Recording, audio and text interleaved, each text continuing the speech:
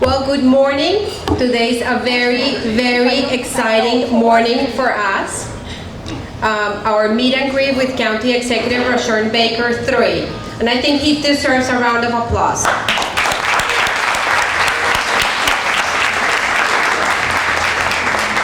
I remember we were with Fred at your office like a year ago. Yes. 2 years ago.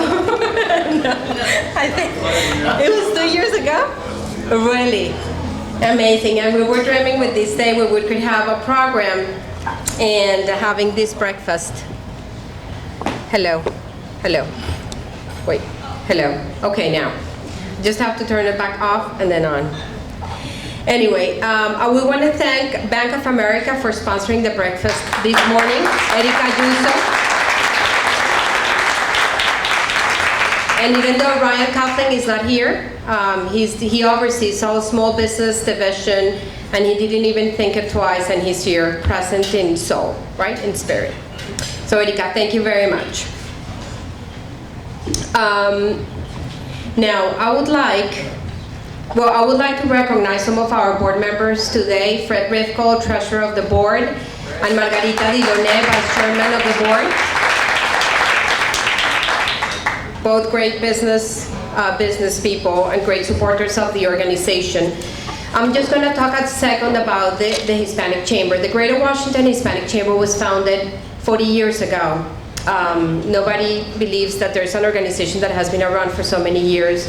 And our mission is to help Hispanic and other minority-owned businesses to grow. We have over 620 members now, and we are a regional organization. We have different programs to help minorities. One of those being a capacity building program that we have partnered with the Office of Economic Development in Prince George's County to support minority and Hispanic businesses to grow. Statistics show that 95% of businesses fail because they don't have a clear plan. So the startup phase is critical. And the Hispanic community, by large, is entrepreneurship. They're full of entrepreneurs, they like building businesses, so it is important that we help them in that first stage so that they have economic independence. I personally do what I do because I believe in entrepreneurship, I believe in economic independence, and I believe that through building businesses we have a better quality of life. We can create jobs, we can create economic power, and we can build better schools. There's so many things that we can do in the county. So now I would like to introduce, so I'm gonna be your Masters of Ceremony this morning. They gave me that job, so I want to introduce Pradeep Gangley. He's the Executive Vice President from Prince George's County Economic Development, and he's going to give a little bit of the summary of the initiative that we have with the Office of Economic Development. Mr. Jim Coleman, President of the Economic Development, couldn't be here this morning, and he has been also an incredible supporter, the same as Jason Williams, but I don't see Jason yet. I know he's going to be here at some point. He's not here yet. Thank you so much, Mr. Gangley.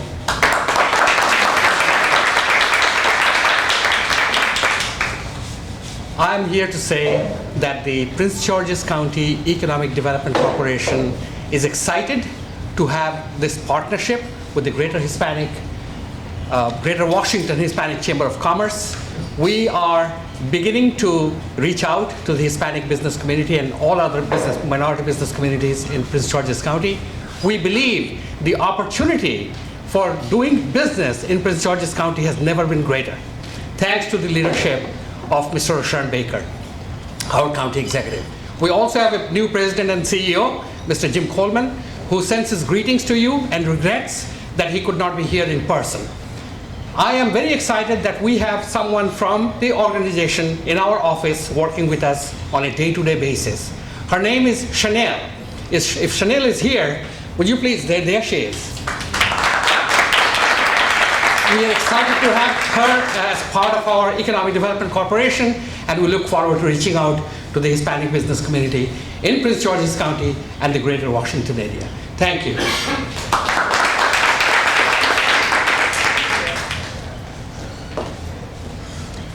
Thank you. Now I would like to invite Frederick Rivko. He's the Senior Vice President of Corporate Development in North America and CFO of CSA Group.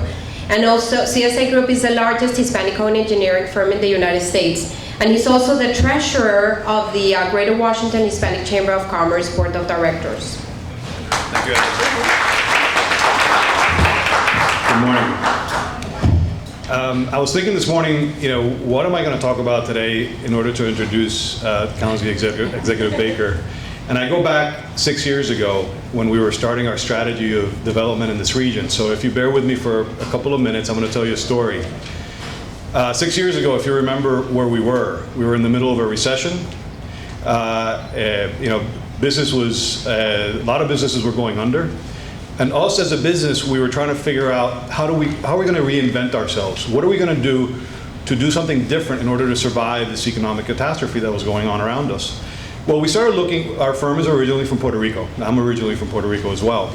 And we started looking at our strategic growth plan, and we said, well, the federal government, the federal government was, the one entity that was doing a lot of work, getting a lot of contracts out. So basically, I drew the short straw, and I moved to Washington, D.C. I rigged the system, but because I wanted to move here. I started looking at the federal market. And I started looking at the region where, as Angela said, we're an engineering firm. So I started looking, where's the business? Where's it moving? What's going on, in the region? And if you look at the region, and you look at the greater Washington region, you see Fairfax, you see Alexandria, you see Arlington, you see Montgomery, even Howard. And then it's like, what's going on here? Something's not quite right. So 5 years ago, if you remember reading the newspapers, there was a lot of bad stuff, not only about the recession, but there was really, really bad stuff going on in the county. And when I first looked at that, I was a little taken aback. I was like, wow, why would I want to go into a market that is so in turmoil right now with some of the things that are changing? And then I started reading a little more time went by, and I started hearing a different story. I started hearing a different leader. I started realizing that Prince George's was a place to be. And I felt so passionately about this. And I must say that I listened to Sharon Baker for the past 4 years. And every time I listen to a story, I get goosebumps. I really believe that the county needed a leader, somebody who would walk the talk and talk the walk. And I can't tell you how much that particular a component of what I was seeing in the region prompted us to move to the county. Today we're the first county located business certificate. We're 001. So thank you. I moved our office from Washington, and I exclusively focused, and I told my team, this is what we're going to be. We're going to be of Prince George's County, by Prince George's County, for Prince George's County, and the results are self-evident. As a Hispanic business owner, I also participate in the chamber, and I also know the value of what the chamber has brought to me. I remember conversations with WSSC and how Angela was very helpful in introducing us to WSSC. So I see this new venture that we're doing together as a great opportunity to help Prince George's County, to help businesses in Prince George's County, and coming together, really following the leadership of Sharon Baker. I'm supposed to read something, which now I'm supposed to read, so I will. Well, as a matter of fact, it talks a lot about what I've just said. Sharon Baker III is the 7th county executive of Prince George's County, highest income African-American majority county in the United States, and the second largest jurisdiction by population in the state of Maryland. Since his election in November 2010, Mr. Baker has worked closely with other state and regional leaders to pursue positive change, focusing on creating jobs, growing the economy, and improving public safety and education. Since taking office, he has raised the profile of Prince George's County. We see today MGM. It was something that was being talked about, and today is being realized. There was a lot of talk about a hospital, a regional hospital. It was being talked about. Now it's being worked on. And other initiatives like the FBI building, which I'm sure, with a little luck, Maryland's going to get it.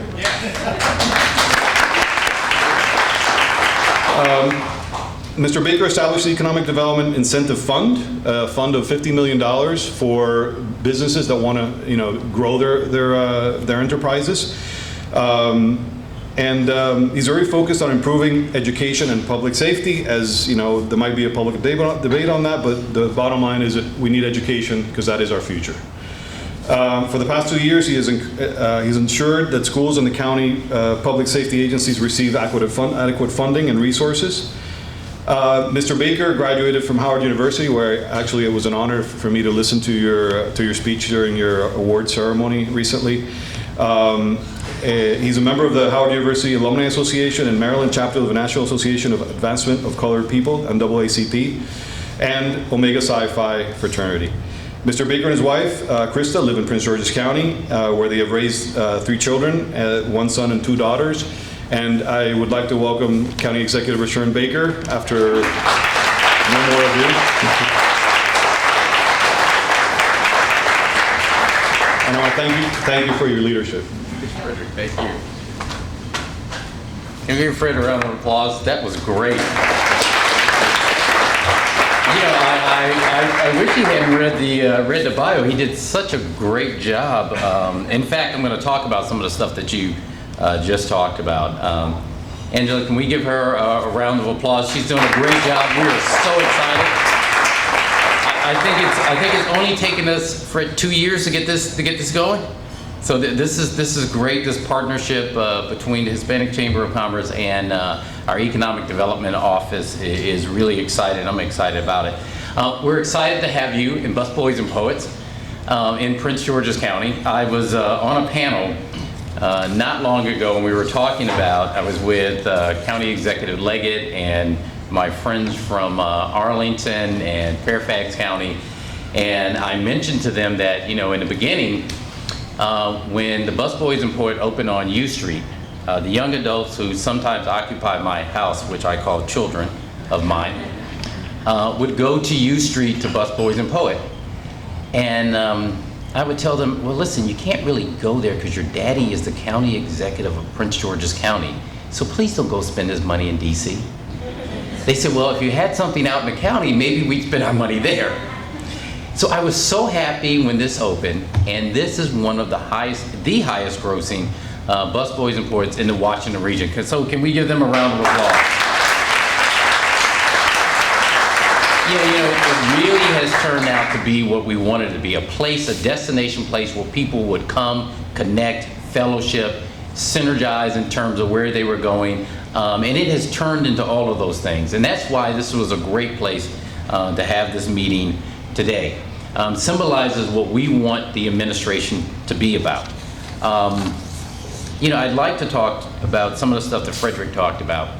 And that is, he was absolutely right when he painted the picture of Prince George's County when we took over. And really the picture was potential. If you go back, and some of you are not old enough, but those of you who are old enough to go back when I ran the 3rd time, because it took me 3 times to get this job, so I really either wanted it or I'm crazy. But if you go back and look at the campaign commercials we made in that run for county executive, we shot a footage in Suitland, and in it we shot what Suitland looked like in 2010, and we compared it to what Arlington and what Alexandria looked like. In Arlington, Alexandria, things were booming. There was development all around. In Suitland, it wasn't. We pictured Largo, and then we juxtaposed that to Montgomery County and to Anne Arundel County. But the story was not that Prince George's County could not compete, is that we had such great potential, and that if we could actually bring businesses together and bring the county's resources together, that we could actually see the boom. And so when I finally became county executive, I used to start off these speeches, and I told it to a group yesterday. You know, the first thing that happened when I was county executive, I went to Annapolis. And during Annapolis, at the beginning of the session, all the county executives and the mayor, you go to this legislative breakfast and you lay out your legislative agenda. And this was my first one as county executive after all the stuff that had happened in Prince George's County. And you know, County Executive Leggett, who had been my law professor at Howard University, it was really encouraging. And so they all got up and they said their piece, and I got up and I got ready to talk, and I said, and you hear these claps when I got up. It was like thunder. People were like, oh, great! You know, they were doing all that. And you could just see in their faces, they were like, oh, look at him. Poor guy. Way to go. I mean, he ran so hard, and that's what he got? And I said, Prince George's County is the economic engine of the Washington region, and I dare say the state of Maryland. And I said it just like that. Prince George's County.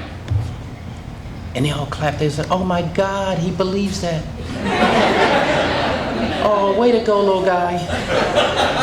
He's cute. And, you know, because they looked at what was happening in the county, looked at what was happening around the region, there's no way that they ever thought we'd be where we are 5 years from there, where $5 to $6 billion worth of development is going to take place in Prince George's County, where the potential to have the largest development, $1.2 billion MGM, is already going to take place in the county, with the potential of having the FBI developed in Prince George's County, which is $2 billion, which you're going to have a $650 million hospital built in Prince George's County, where our stormwater management project is one of the shining examples of what could happen with a public-private partnership throughout the nation, where we have places like Busboys and Poets, where we're going to have downtown Largo, where New Carrollton is building up, where Laurel's building up. You look at all of these things that are going on, and now Prince George's County, when I stand up and say Prince George's County is the economic engine of the Washington region, and I dare say the state of Maryland, nobody whispers. What I do hear from my good friend from Montgomery County is, well, Rashawn always says that, but Montgomery County is the economic engine of the Washington region, and I dare say the state. And I applaud. You know why?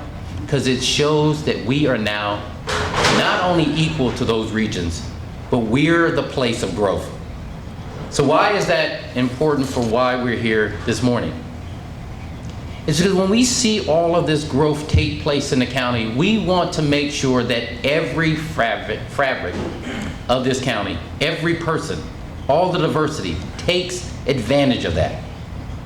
Especially our Latino businesses. The folks who are entrepreneurs, as Angela said, who are out here figuring out what to do, making their business run, but not really thinking about the opportunities both at the government level and at the entrepreneurial level, at the big level that they can combine on. So we want to make sure with this partnership that we grow those businesses. Part of this is, you know, if we're going to have all this development take place over the next 10 to 20 years, wouldn't it be a shame if none of those small businesses that have you know, struggled and made it work and been the mom and pops, if they don't get a chance to participate in that? Wouldn't that be a shame? And so what this partnership is about is us working together to not only help the big businesses and the medium-sized businesses, but to grow the small ones. And how do you grow businesses? I learned this from running a small nonprofit and a law firm. When I would go to conferences and they would talk about, you know, we're gonna help you, we wanna grow business, we're gonna network. Well, networking meant, well, how do I get money? How do I get a contract? That's really what it's about. And from our standpoint at the government, we want you to get work. We really do. We want you to grow. We want you to be big. And the reason is for a very selfish reason. The more businesses you get, the more people, hopefully, who live in Prince George's County, who have businesses in Prince George's County, you're going to hire. And the more those people pay taxes, and the more taxes they pay, I can put into our schools, our roads, our healthcare. That's why we revamped our permitting process, which was too cumbersome at the time. That's why we revamped it so it's quicker to do business here. That's why we have our economic development office out there badgering people to move into the county. That's why we're partnering with the Hispanic Chamber of Commerce. That's why we put $50 million even during the recession. The $50 million EDI fund happened during the recession at Prince George's County. When I came in, they said you got a $75 million deficit that you got to make up. And Wall Street was nervous. They said, well, we've got a guy who's running Prince George's County, who's not running anything larger than an 18-person nonprofit. Oh my God. They said, well, how are you going to overcome and make growth happen in the county? I said, well, we're going to take $50 million from our rainy day fund. They said, oh my God, is it raining? I said, sure is, because there are no jobs and economic development going on in the county. We're going to take $50 million, and we're going to say to the business community, we believe in us so much that we're willing to put skin in the game. We believe in us so much that we're willing to take money out of the rainy day fund and put it out there. We want you to say, wow, and that's what they said. From that, we've been able to retain and attract businesses here. So really, you're on the next level. You're helping us bridge the next gap. And that is, how do we make sure that our small, medium-sized Latino businesses, which are our fastest growing in the county, get a chance to participate in this great economic boom that's going to happen in the county. The only way that can happen is by us working together. The only way that's going to happen is by us doing it on purpose, not by accident. Not somebody stumbles across a RFP and say, oh, well, maybe I should apply for that. How do we aggressively go out and make sure people are coming to see what we're doing in the county? How do we make sure that you understand what the next thing is going to happen? While everyone's looking at MGM, great project, we want to make sure people are also looking at what's going on with our stormwater management. That's going to be probably a $10 billion project over the next 20 years. It's going to go on forever. We also want to make sure they're looking at what's happening in Suitland. Because believe it or not, Suitland is the next hot area for millennials to move to Prince George's County. I guarantee it. Come back in 5 years, tell me if I'm wrong. Just think about it. You've got federal enclaves already there. You've got a metro station already built. You're a stone's throw away from DC. You do some redevelopment around there, which we're gonna do, it's gonna take off. Downtown Largo, it's done. So we wanna make sure that you're participating and taking advantage of that. And this partnership together is gonna help us do it. So I am so proud of Jim Coleman. I think I see him in the back. Jim Coleman in the back. Can we give him a round of applause? I'm so proud of Jim Coleman and his team for getting this done for us and putting together. I'm proud of our economic development team at the county executive level for the work that they're doing. I see we have David Harrington from the Prince George's Chamber of Commerce. Great to see our... We had Senator Victor Ramirez. I don't know if he's still here, but I wanted to point him out, not just because he's a senator, because Victor's law office is around the corner. So, Victor's taking advantage of economic development. He's like, this is great. So he's probably handing out cards outside somewhere. But it's the partnerships. It's us coming together. It's not just working in silos. And so what we want to make sure, at the end of the day, that we're all working together, that we make this partnership work, because what that will do is actually not, you will be, by working together, you will help me to not be a liar. So at the end of my term as county executive in 2018, and I say Prince George's County is the economic engine of the Washington region, and I dare say the state of Maryland, everybody will say he is correct. But we only get there by all of us working together. God bless you. Thank you.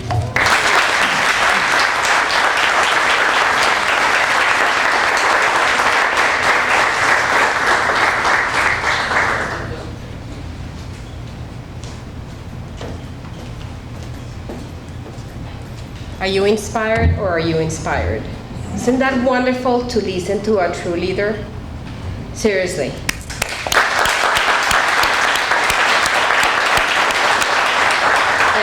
We are so proud of partnering with Prince George's County. I don't know if you can read it in my eyes or see it, but it's really we are. We're honored, we're proud, and we are here to make sure you accomplish your goals. And there's one more person that I want to recognize that he's not here, is Will Campos. Yes. Because Will was like behind the scenes at the start, and he really helped us to connect. And you know, he shared our vision, and he helped us move this forward. So even though he's not here, I really want to acknowledge him. And now I think that with that, the program is over. Now you can network, connect, and Mr. Baker, again, thank you. Count on us as a partner. We're here to see you succeed.